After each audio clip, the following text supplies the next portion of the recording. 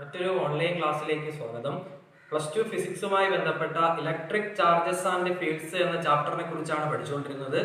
ആദ്യ ചാപ്റ്ററുകളിൽ നമ്മൾ ഇലക്ട്രിക് ചാർജിനെ കുറിച്ചും കൂളോംസ് ലായെ കുറിച്ചും കൂളോംസ് ലാ ഒരു മീഡിയത്തിൽ വരുമ്പോൾ എന്ത് മാറ്റം ഉണ്ടാകുന്നു എന്നതിനെ കുറിച്ചും ഇലക്ട്രിക് ഫീൽഡ് എന്താണ്, ഫീൽഡ് ലൈൻസിന്റെ പ്രത്യേകത എന്താണ്, ഇലക്ട്രിക് ഡൈപോൾ എന്താണ്, ഡൈപോൾ മൊമെന്റ് എന്താണ്, ഇലക്ട്രിക് ഫീൽഡ് ആക്സിയൽ പോയിന്റിൽ എങ്ങനെ വരും, ഇക്വറ്റോറിയൽ പോയിന്റിൽ എങ്ങനെ വരും, ഇത്രയുമാണ് ചർച്ച ചെയ്തത്. ഇന്നത്തെ ക്ലാസ്സിലൂടെ നമ്മൾ പഠിക്കാൻ പോകുന്ന ആദ്യ കാര്യം ടോർക്ക് ഓൺ എ ഡൈപോൾ ആണ്. ഡൈപോൾ നമുക്കറിയാം, ഈക്വലും ഓപ്പോസിറ്റ് ചാർജസ് ഒരു പ്രത്യേക ഡിസ്റ്റൻസിൽ വയ്ക്കുന്ന അറേഞ്ച്മെന്റിന്റെ പേരാണ് ഇലക്ട്രിക് ഡൈപോൾ. ഈ ഇലക്ട്രിക് ഡൈപോളിനെ ഒരു ഇലക്ട്രിക് ഫീൽഡിൽ പ്ലേസ് ചെയ്താൽ അതിൽ ടോർക്ക് ഡെവലപ്പ് ചെയ്യും. +1 പഠിച്ചതാണ് ടോർക്ക് എന്താണ്. അപ്പൊ ആ ഡെവലപ്പ് ആകുന്ന ടോർക്കിനെ എങ്ങനെ കണ്ടെത്താം എന്നതാണ് ചോദ്യം. അപ്പൊ ശ്രദ്ധിക്കുക, ഇതൊരു ഇലക്ട്രിക് ഫീൽഡ് ആണ്. ഇലക്ട്രിക് ഫീൽഡുമായി ബന്ധപ്പെട്ട് നിങ്ങൾ എന്ത് ചെയ്യുക, ഒരു ഡൈപോളിനെ പരിഗണിക്കുക. ഇതാണ് ഡൈപോൾ. ഡൈപോൾ -q, അതുപോലെ തന്നെ +q ചാർജ്, ഇവ തമ്മിലുള്ള ഡിസ്റ്റൻസ് ആണ് 2a എന്ന് പറഞ്ഞാൽ. അപ്പോൾ ഈ ഡൈപോളിനെ ഇലക്ട്രിക് ഫീൽഡിലേക്ക് പ്ലേസ് ചെയ്യുമ്പോൾ ഈ ഡൈപോളിൽ ഒരു ടോർക്ക് ഡെവലപ്പ് ചെയ്യും. എങ്ങനെയാണ് ടോർക്ക് ഡെവലപ്പ് ചെയ്യുന്നത് നോക്കിക്കേ. ഇത് +q ചാർജ് അല്ലേ. അപ്പോൾ ചാർജ് ഇലക്ട്രിക് ഫീൽഡിൽ വന്നാൽ അവിടെ ഉണ്ടാകുന്ന ഫോഴ്സ് F ആരാണ്? ആ ചാർജ് ഇൻടു ഇലക്ട്രിക് ഫീൽഡ് ആണ്. ദാറ്റ് മീൻസ് F QE ആണ്. ഇവിടെ ഇതുപോലെ പറഞ്ഞ ഫോഴ്സ് F എന്തെന്ന് എഴുതാം? ഫോഴ്സ് F -QE എന്ന് എഴുതാം. നോക്കിക്കേ, ഇവിടെ F QE ആക്ട് ചെയ്യുമ്പോൾ ഇവിടെ F -QE ആക്ട് ചെയ്യും. അപ്പോ താഴേക്ക് ഒരു ഫോഴ്സ്, മുകളിലേക്ക് ഒരു ഫോഴ്സ് അല്ലേ, ഓപ്പോസിറ്റ്. അങ്ങനെ വരുമ്പോൾ ഈ ഡൈപോൾ എന്ത് ചെയ്യും? റൊട്ടേറ്റ് ചെയ്യും. റൊട്ടേറ്റ് ചെയ്യുന്ന വസ്തുക്കളുമായി ബന്ധപ്പെട്ട് വരുന്ന ഒരു ടേമാണ്, വാക്കാണ് ടോർക്ക് എന്ന് പറഞ്ഞത്. അപ്പൊ ഇവിടെ ടോർക്ക് ഡെവലപ്പ് ചെയ്യും. ഇനി ഈ ടോർക്ക് എങ്ങനെ കണ്ടെത്താം എന്നാണ് ചോദ്യം. അപ്പൊ +1 പഠിച്ചിട്ടുണ്ട് ടോർക്ക് എന്ന് പറഞ്ഞാൽ ഫോഴ്സ് ഇൻറ്റു പെർപെൻഡിക്കുലർ ഡിസ്റ്റൻസ് ആണ്. ഫോഴ്സ് ഇൻറ്റു പെർപെൻഡിക്കുലർ ഡിസ്റ്റൻസ് ആണ് ടോർക്ക് എന്ന് പറയുന്നത്. Force into perpendicular distance. നോക്കിയ torque equal to force QE ആണ്. QE into perpendicular distance. Perpendicular distance means ഇതാണ് പെർപെൻഡിക്കുലർ ഡിസ്റ്റൻസ്. ചിത്രത്തിൽ കാണുന്ന ഇതാണ് പെർപെൻഡിക്കുലർ ഡിസ്റ്റൻസ് എന്ന് പറയുന്നത്. അപ്പൊ അത് കണ്ടെത്തുന്നതിന് ഒരു ട്രയാങ്കിൾ നിർമ്മിക്കുക, ത്രികോണം നിർമ്മിക്കുക, പേര് കൊടുക്കുക, ABC എന്ന് പേര് കൊടുക്കുക. ഇവിടെ ട്രയാങ്കിൾ മാർക്ക് ചെയ്യുക, തീറ്റയാണ്. അപ്പൊ പെർപെൻഡിക്കുലർ ഡിസ്റ്റൻസ് എന്ന് പറഞ്ഞാൽ ഈ BC എന്നതാണ് പെർപെൻഡിക്കുലർ ഡിസ്റ്റൻസ്. അപ്പൊ QE ഇൻറ്റു BC എന്ന് എഴുതാം. അപ്പൊ tau equal to QE into BC. QE into, ഇനി നമുക്ക് BCക്ക് ഒരു വാല്യൂ വേണം. BC കണ്ടെത്തുന്നതിന് വേണ്ടി ഈ ത്രികോണത്തിൽ നിന്ന് സൈൻ തീറ്റ പറഞ്ഞ sine theta is equal to opposite side BC ആണ് ബൈ ഹൈപ്പോട്ടനീസ് ആരാ? AB ആണ്. BC ബൈ AB എന്ന് എഴുതാം. Okay, sine theta is equal to BC is equal to AB into sine theta എന്ന് എഴുതാം. AB മീൻസ് ആരാ? AB means ഈ ഡൈപോളിന്റെ നീളമാണ്.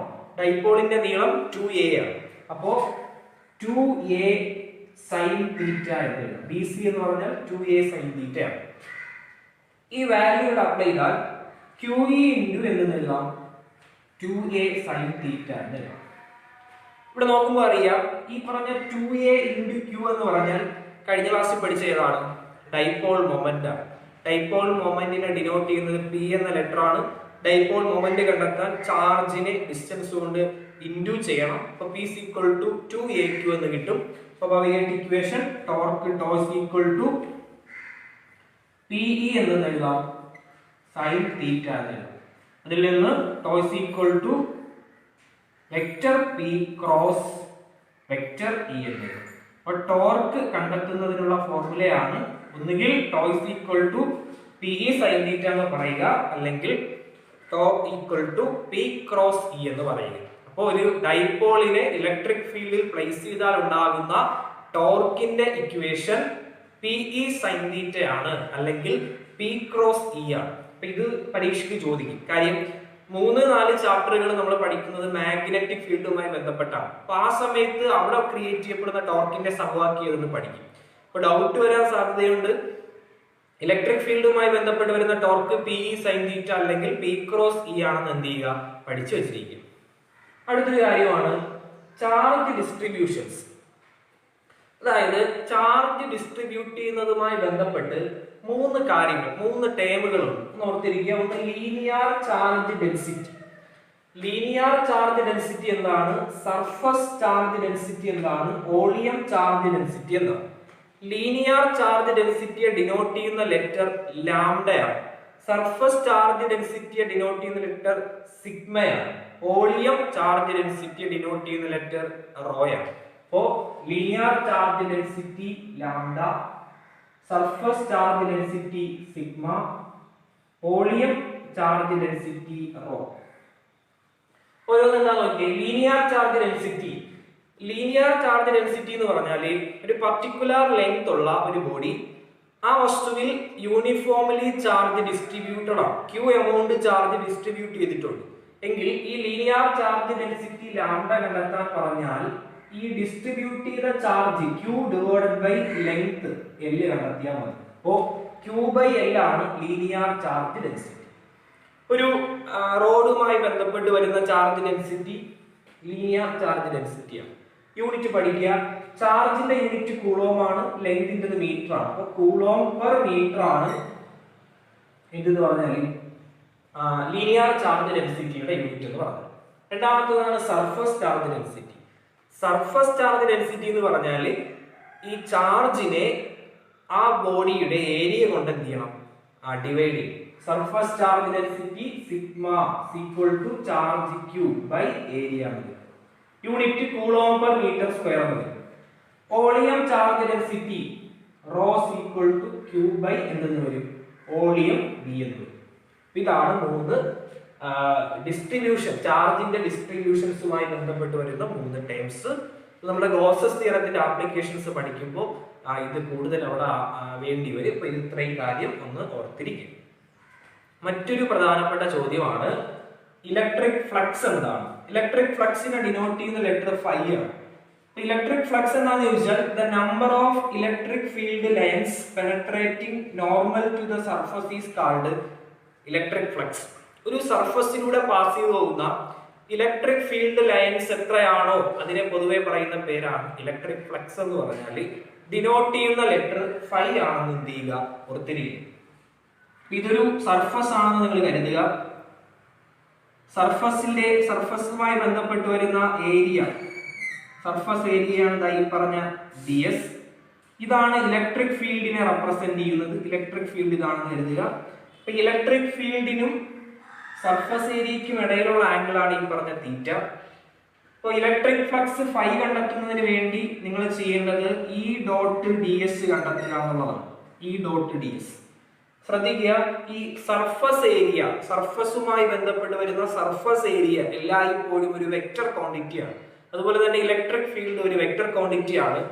എന്നാൽ ഈ പറഞ്ഞ ഇലക്ട്രിക് ഫ്ലക്സ് എന്ന് പറഞ്ഞാൽ ഒരു സ്കെയിലാർ ക്വാണ്ടിറ്റി ആണ്. ഈ ഡോട്ട് ds എന്ന് എഴുതുക. അതിൽ നിന്ന് ഫൈ ഈസ് ഈക്വൽ ടു എന്തെന്ന് എഴുതുക? ഈ ds എന്തെന്ന് എഴുതുക? കോസ് തീറ്റ എന്ന് എഴുതുക. തീറ്റ റെപ്രസെന്റ് ചെയ്യുന്നത് ഈ ഇലക്ട്രിക് ഫീൽഡിന്റെയും സർഫസ് ഏരിയയുടെയും ഇടയിലുള്ള ആംഗിൾ ആണ് തീറ്റ. തീറ്റയ്ക്ക് അനുസരിച്ച് ഈ പറയുന്ന ഇലക്ട്രിക് ഫ്ലക്സിന് എന്ത് വരും? മാറ്റം വന്നുകൊണ്ടിരിക്കും. ഇലക്ട്രിക് ഫ്ലക്സ് മാക്സിമം ആവും, അതുപോലെ തന്നെ ഇലക്ട്രിക് ഫ്ലക്സ് എന്താവും? മിനിമം. ഇത്രയുമാണ് ഈ ഇലക്ട്രിക് ഫ്ലക്സുമായി ബന്ധപ്പെട്ട് ഓർത്തിരിക്കേണ്ടുന്ന കാര്യം. Electric flux phi is equal to E dot ds ആണ്, അല്ലെങ്കിൽ phi is equal to E ds cos തീറ്റയാണ്. ഈ പറഞ്ഞ ഇലക്ട്രിക് ഫ്ലക്സിനെ ഏരിയ കൊണ്ട്, യൂണിറ്റ് ഏരിയ കൊണ്ട് ഡിവൈഡ് ചെയ്യുമ്പോൾ കിട്ടുന്ന ക്വാണ്ടിറ്റി എന്താണോ അതിനെ ഇലക്ട്രിക് ഫ്ലക്സ് ഡെൻസിറ്റി എന്ന് പറയും. What is electric flux density എന്ന് ചോദിച്ചാൽ it is the ratio of electric flux to the unit area.